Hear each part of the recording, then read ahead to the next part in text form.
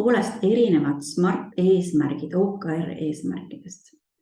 Pealtnäha on nad väga sarnased.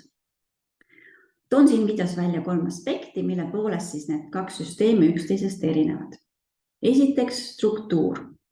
Struktuuri kirjeldamiseks kasutab SMART lihtsat ja meeldejäävat akronüümi, mis siis omab tähendust specific, konkreetne, measurable, mõõdetav, achievable, saavutatav, relevant, asjakohane, time-bound, tähtajaline ja kirjeldab siis kriteeriumid, millele need elemendid vastama peavad.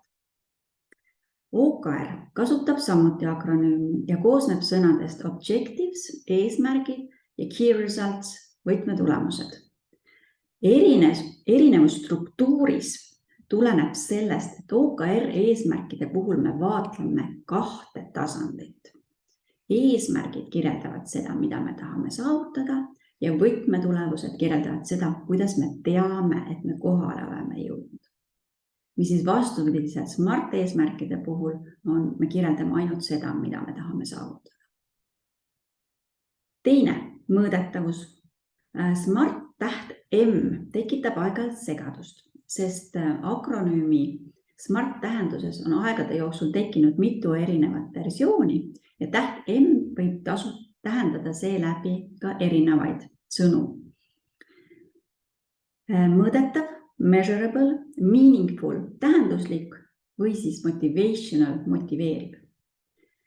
Kui me nüüd asendame tähenduse, M-tähenduse mõõdetav, kas tähendusliku või motiveeriva vastu, siis see tähendab seda, et me muudame SMART eesmärgi struktuuri ja fookust ja vähendame seeläbi mõõdetamise tähtsust.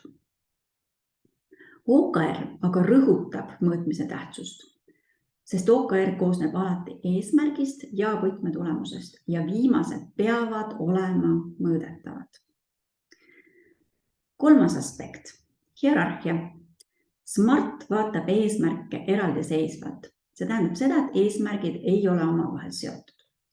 OKR vastupidiselt ei käsitle eesmärke eraldiseisvatena.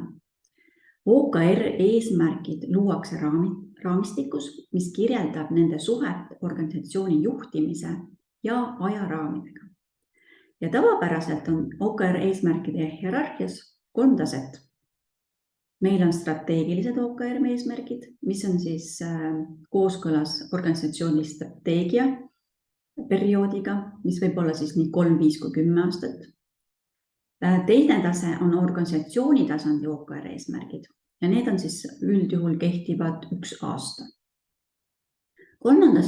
tasandiks on meeskonna OKR eesmärgid ja nende seadmine toimub üldjuhul kvartaalselt. Kui me nüüd räägime väga suurtest organisatsioonidest, siis siin võib olla erandeid ja neid tasandeid võib olla rohkem.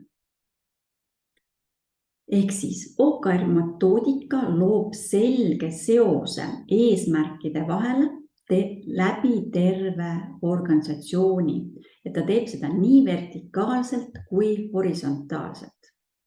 Ja miks see hea on? Hea on see sellepärast, et läbi selle me suurendame töötajate pühendumust. Sest kui inimene näeb selget seost oma igapäevatöö ja suuremate eesmärkide vahel, siis see on aspekt, mis mõjutab väga palju pühendumist. Need olid siis 3 aspekti, mille poolest SMART ja OKR eesmärk üksteisest erinevad. Struktuur, mõõdetavus ja hierarhia. Nüüd te võite minu käest küsida, et okei, aga kumba süsteemi siis peaks eelistama? Eelkõige on siis küsimus selles, mida te soovite saavutada. Kui te tahate raamistikku, mis on lihtne ja millel on selge struktuur, siis on selleks SMART. Aga kui teie jaoks on oluline organisatsiooni ülene kooskõla, fookus, selgus ja läbipaistvus, siis on teie jaoks õigeks tööriistaks OKR. Kui te soovite saada rohkem infot OKR metoodika kohta, siis külastage minu kodulehekülge Rubriigist kasulikku lugemist leiate artikleid OKR metoodika kohta.